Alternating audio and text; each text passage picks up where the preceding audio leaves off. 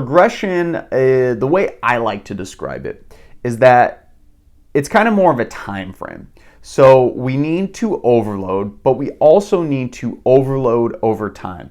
So it's similar to overload, but essentially we need to do more work over time.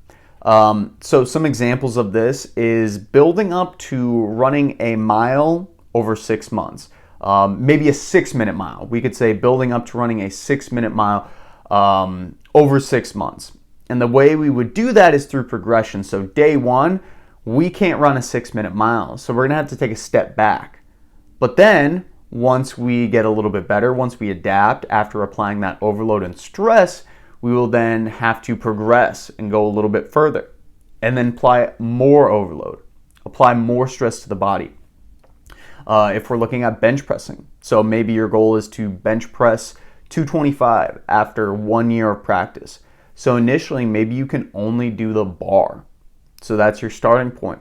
Once you get strong at applying the stress of the bar to your body, you need something else. You need to progress and get a little bit further. So maybe you'll add a 25-pound plate on each side, right? You're gonna progress over time. This is something that takes a long time. Sprinting a 4-second 40-yard dash. That's another thing you can look at. Trying to do that in 3 years. That's a pretty fast 40-yard dash if you're not into fitness. But it's the same concept. So day one, maybe you can only run it in 6 seconds. And then once you get really good at running it in 6 seconds, you have to progress and try to do it in 5.5 seconds.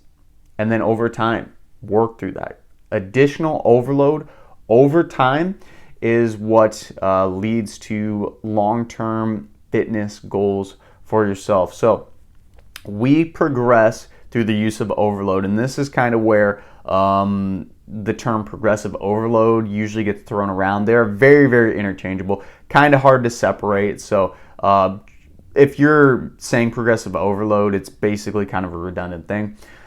But we need to progress through this use of overload. So lifting more, running longer. After you have recovered from your workout, from that overload we applied, then we need to progress.